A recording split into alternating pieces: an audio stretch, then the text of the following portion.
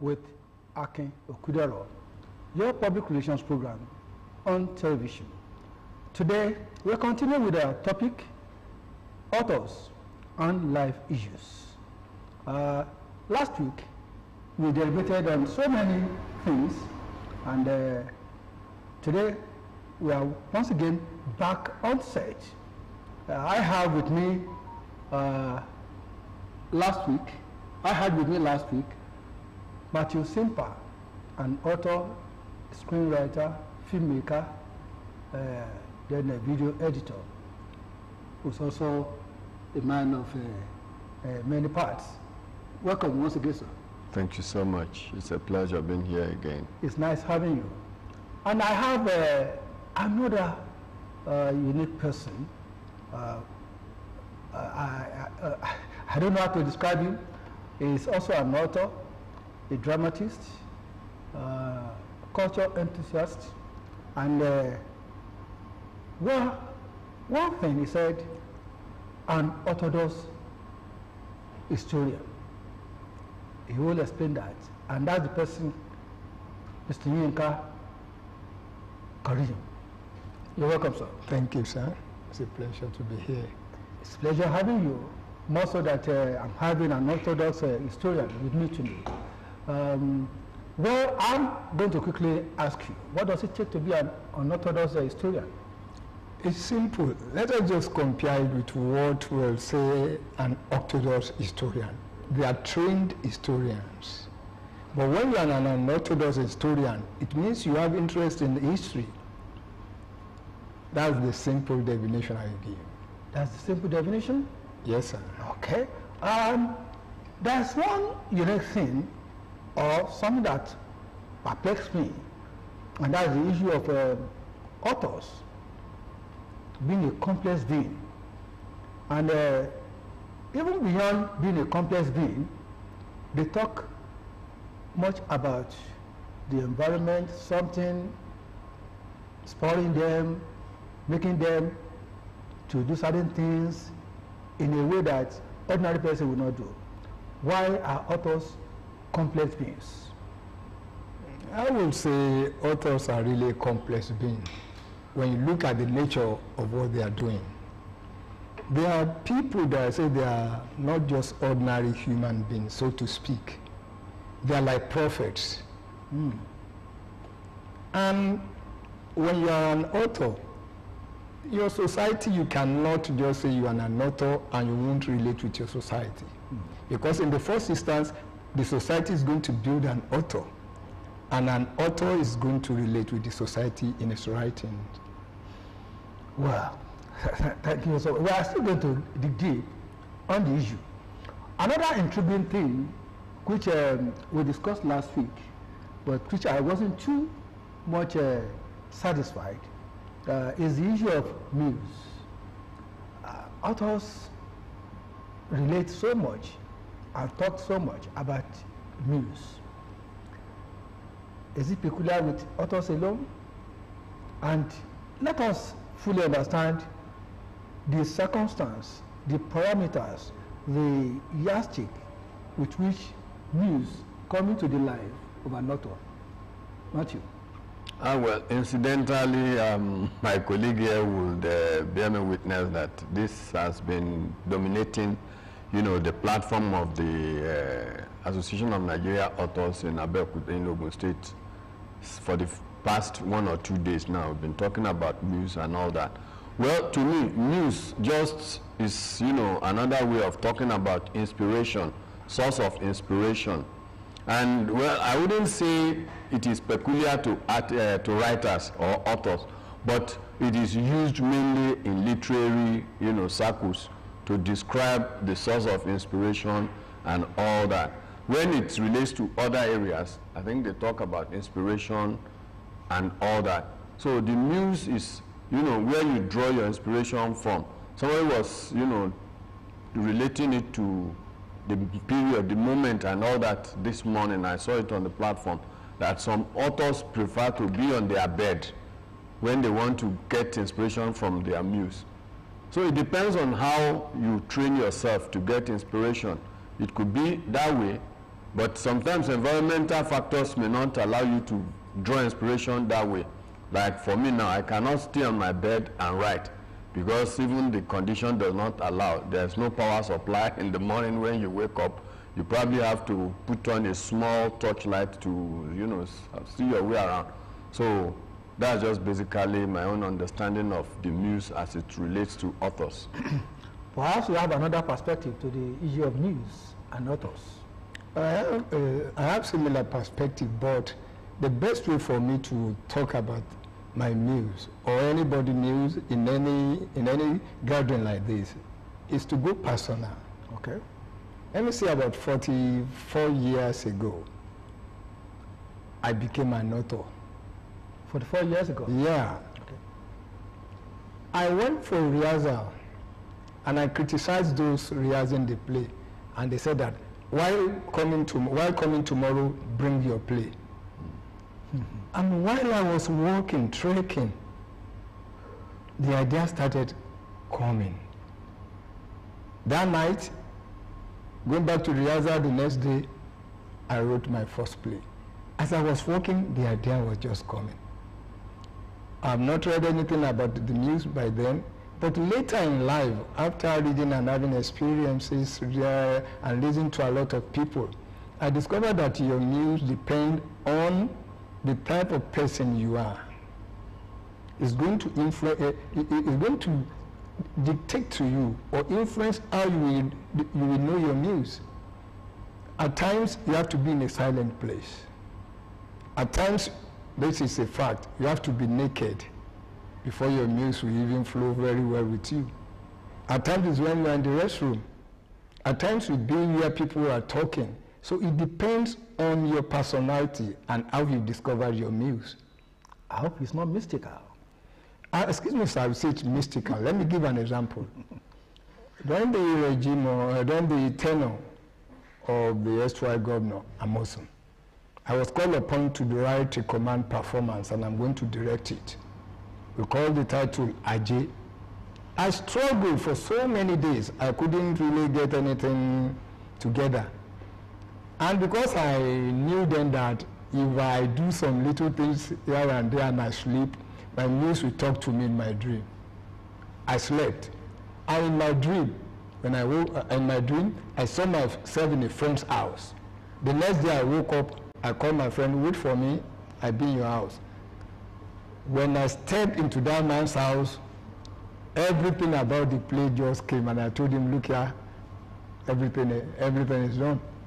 And I left. Any connection with the issue of news and religion? I will say there is a connection, and I say there is not. How do you explain that? You see, it depends. At times you can choose who your muse is. Let us talk about the Yorubas. Let us talk about Soyinka. Soyinka took Ogun in the beginning as his muse, and up to now, he still stick by it. Ogun is my muse.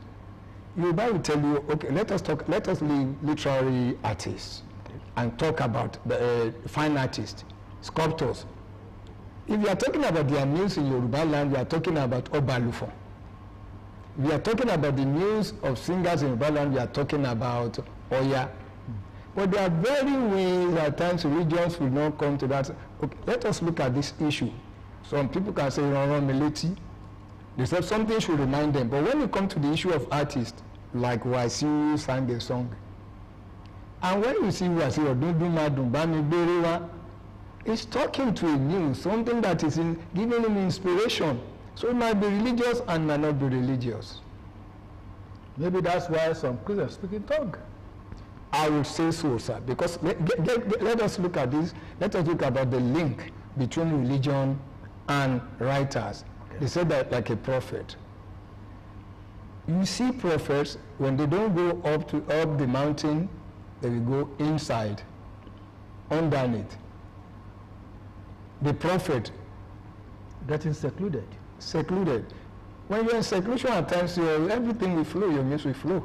And when you are naked at times, if that is your own way of linking yourself with your muse, the ideas will flow, and ideas will pursue you.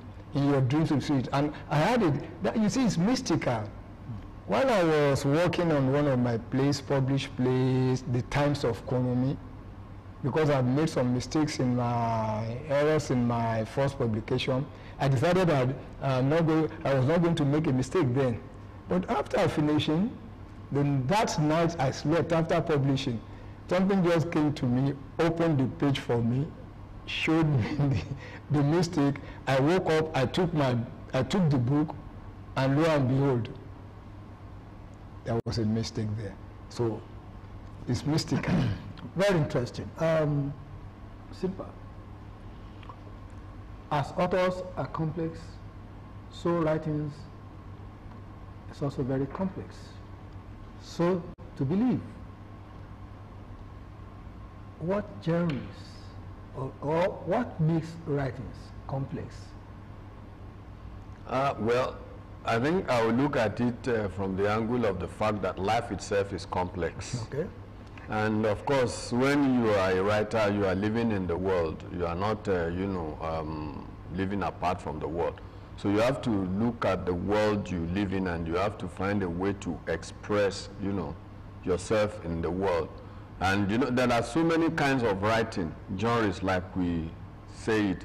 Some may just write to entertain people. Some can write adventure novels or stories. Some can write, mystical things and all that. So it depends on just how much, complexity a man has experienced in life that will determine how complex his own, writings will be. But basically, writing is complex because the world itself is complex. And of course, you are, carving a slice of life into your writings. Will you prescribe a particular mode of writing or particular style of writing? That would be like particular environment for writing. That would be like pigeonholing people. Because the important thing about arts is freedom. Okay. Yeah. Every artist craves freedom.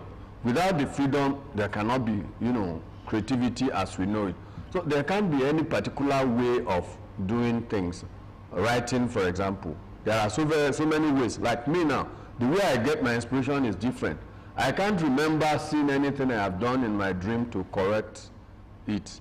But of course, I could just be going and then something will just drop in my mind that, wow, there is an error somewhere there, or there's something I could have added.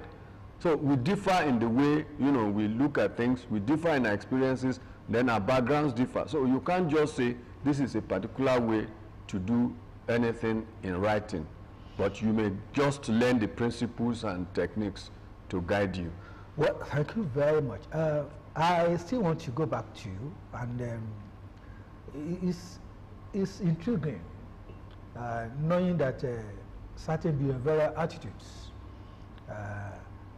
could be explained in a mystical way or in an unnatural way, let me say. As authors and the media and the new technology, are they having a meeting point? Yes. Because when you look back, in those days, things were done differently. Now, we now have technology. What is changing? And how are people adapting? Is it having a favorable or negative impact on humanity? You see, sir, when we compare our country or our climate to others, things are not changing as it should be. Artificial intelligence is there for all of us to make use of. But it depends on if you are not computer literate, and even if you are computer literate, it's going to affect you. And let us put it like this, it depends on the school, or I won't call it school of thought, where you belong. Let us say this analog generation. If you are the analog generation, you find it difficult to come to the digital generation. But there are a lot of things. You see, sir, as I have said, writing is complex. I read some times ago, somebody said that the job that is most difficult in this world is to carry a heavy stone. But there's something more difficult than that. And That is writing. No, but the writing is, can I say it's flimsy? Can I say it's... What you see is that you see a writer is also a critic of himself. Mm-hmm. When you write, when you are not satisfied, you keep on doing that job, until you do the right thing. It's not, at times, okay, let me confess, I wrote a play one year, and after writing that play, I said, look here, I'm not going to write any play again. Because a particular scene, I want to write about the Victorian age. Somebody in a Victorian room. For about 6 months, I was still researching on how a Victorian room should be. The food, all those things. Although your miss is there, we just give you the idea, but you have to work very hard. But I didn't mean that while I was writing there's this issue of artificial intelligence. It would have made my job easier. Exactly. So that's the issue. Maybe I need to also... If I may contribute to that. Okay. You see, it is acknowledged, I think universally, that the toughest jobs to do are those jobs that require brain work. And, you know, writing is, you know, brain work. So it's a very difficult thing. It's not as easy as it appears. Otherwise, everybody would be a writer. And of course, there are different kinds of writers. So it depends on the kind of writer that we are talking about. But serious writers, no, the job is not easy. Will you say those people are involved in non-fiction? Find it difficult to write? Well, of course, even the non-fiction writer will have to do researches. And in the course of doing researches, you know, there will be difficulties and there will be upsets and there will be the temptation to even chicken out at the end of the day.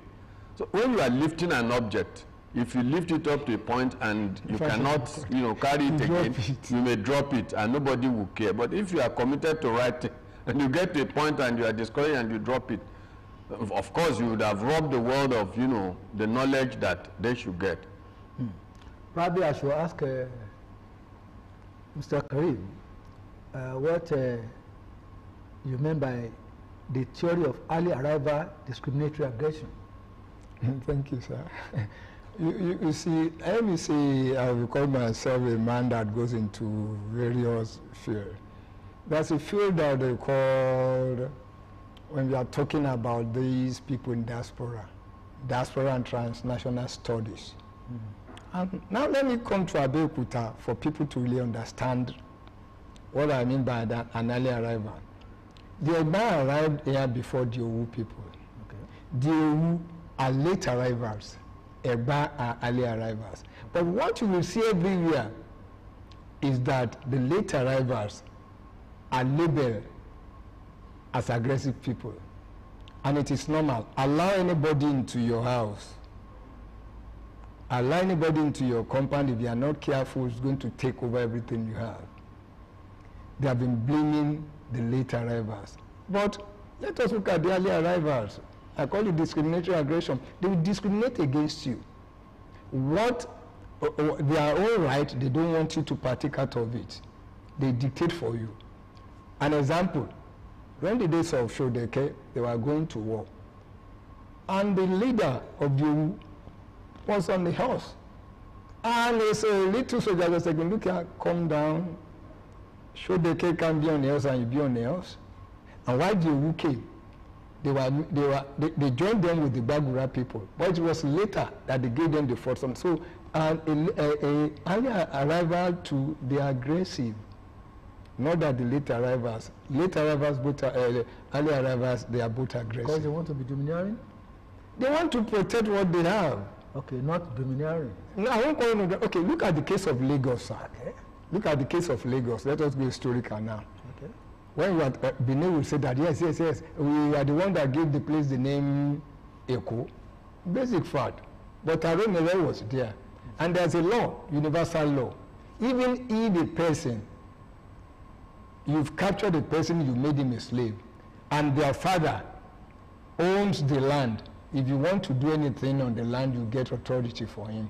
When the king of Eko, that came from Benin, wanted a palace, they went to Aromere, and Aromere gave part of, you'll be hearing Igaidugono.